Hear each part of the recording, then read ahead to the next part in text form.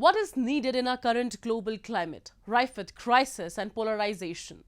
Who should countries who are grappling with social, political, or economic hurdles look to for help and support? The answer: a leader.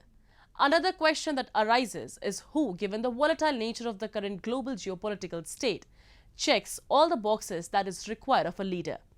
Some of the most influential people around the world have all pointed in one direction: India, the living embodiment of all the virtues that characterize a leader. Join us today as we make the case that India is the only country in the world that can bridge the divide in this increasingly hostile world.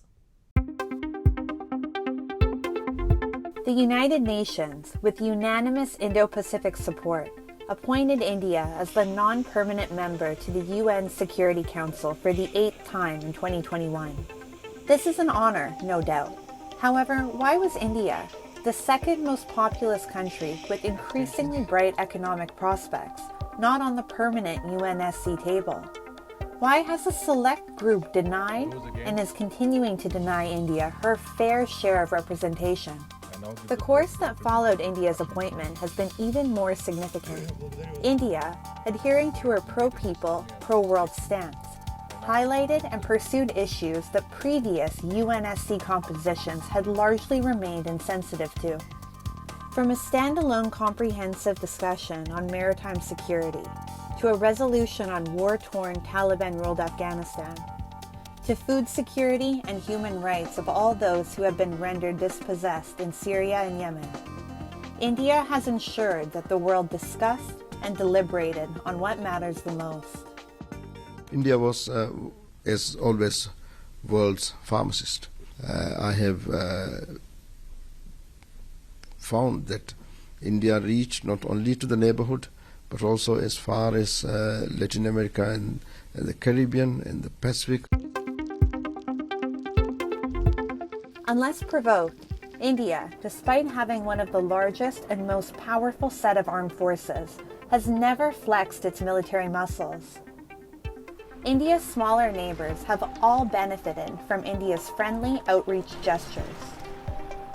India has, on many occasions, come to the rescue of its economically dwindling neighbors. Sri Lanka, which has been affected by its worst economic crisis in 7 decades, was supported with over $3.8 billion USD of packages, including credit lines, deferred import payments, and currency swaps between the period of January of 2022 and July of 2022 alone. India came to Sri Lanka's rescue when it was going through its worst economic phase ever. India also recently set aside $24.5 million USD for war-torn Afghanistan. As per the government statement provided in Lok Sabha, the lower house of Indian Parliament, as many as 37 lines of credit worth $14.27 billion USD have been provided to 5 of India's neighboring nations.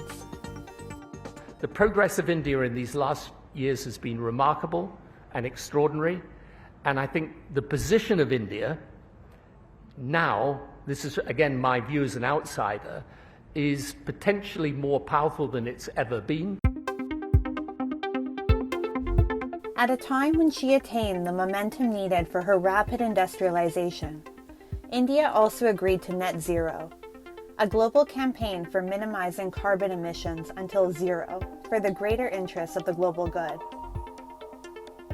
Many of the world's greatest economies industrialize with no such commitment to environmental protection goals. India has proven that it will not cave in to foreign pressure, especially Western pressure. India, while always maintaining a people-first policy, has shown that it will draw lines when they need to be drawn.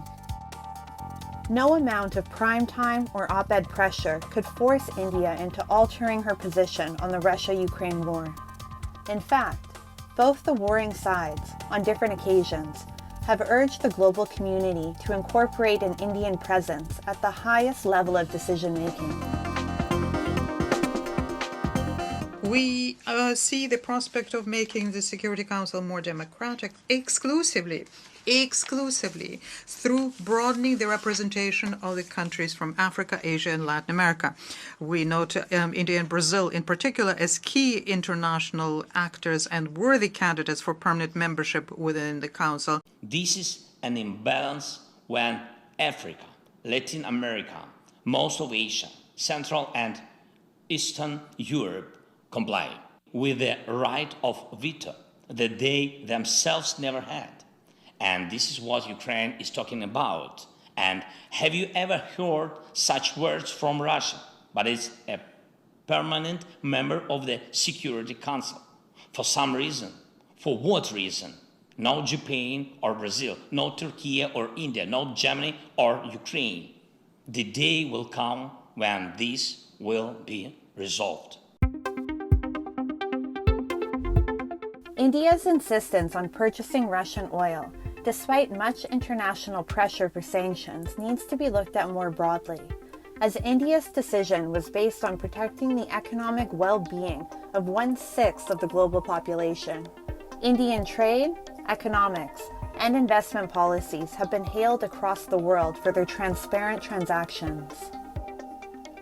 India has consistently floated the idea of reformed multilateralism and has also continually urged the world to be respectful to the territorial sovereignty of all. While China and the United States have been accused by many countries for predatory, expansionist, and intrusive foreign policy, Indian foreign policy has been pro-people and pro-dialogue.